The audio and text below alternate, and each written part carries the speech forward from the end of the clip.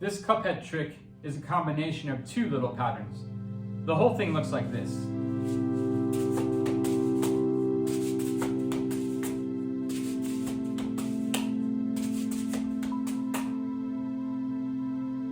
To start this pattern, you want to have one ball in the cup of the Cuphead, with the Cuphead pointing straight up to the ceiling.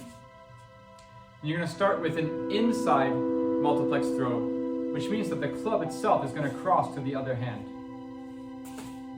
And off of that throw, when you catch the club, you want the ball that's going to be in the catching hand to go straight up and down.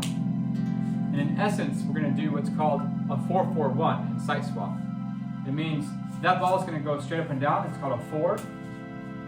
And the next ball over here is going to go straight up and down. It's also called a 4. So we have 4, 4.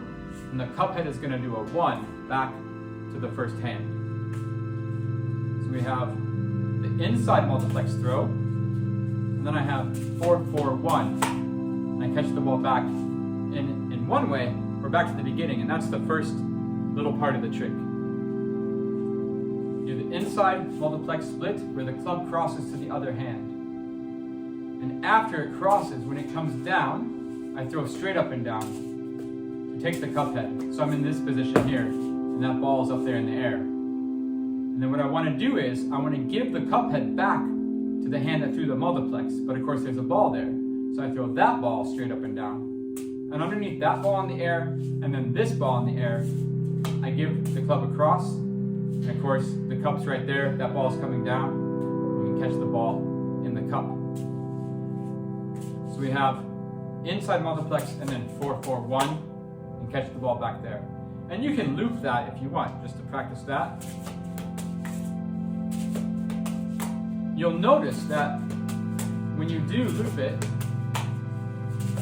you first have to wait for the ball to come back to the cup, because it's that inside multiplex that starts the whole pattern again. So that is one point where you can't really go any faster, right? You're kind of limited there.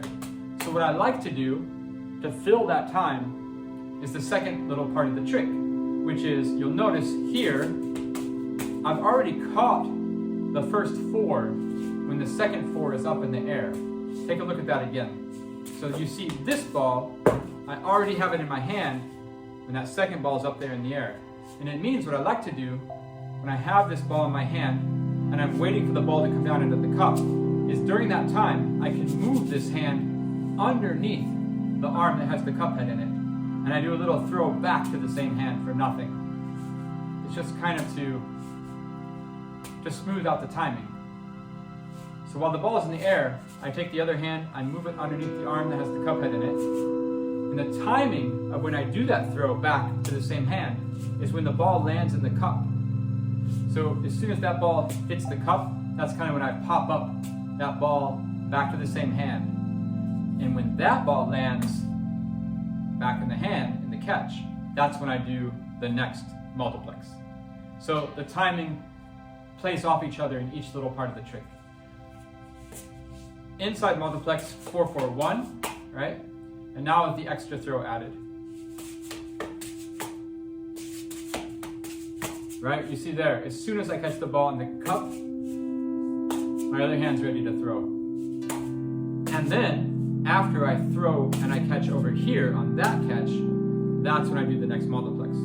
So that looks like I throw under the arm, and then as I catch, it makes the multiplex go. And then when the ball lands in the cup, it makes the under the arm throw go.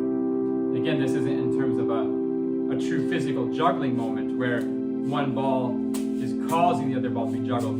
It's just up to me whenever I want to set the timing. So I kind of imagine that catching that in those 2 moments, that those catches launch the next ball. You can practice that by breaking it down. If you want to stop here, you can take the under the arm throw and just do this. And then you can imagine that when you catch it, that starts the multiplex again. Right? Or you can stop there. So you can have a little break in between the little parts. before you start to understand the global rhythm of the trick, which is a really good method to make a trick look a little bit more complicated than it actually is.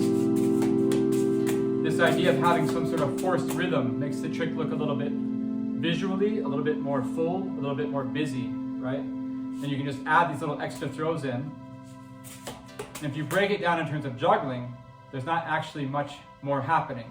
Just throwing a ball around my arm for nothing. But because I play the timing off each other on the little parts of the tricks, then it looks like maybe there's more happening than there actually is.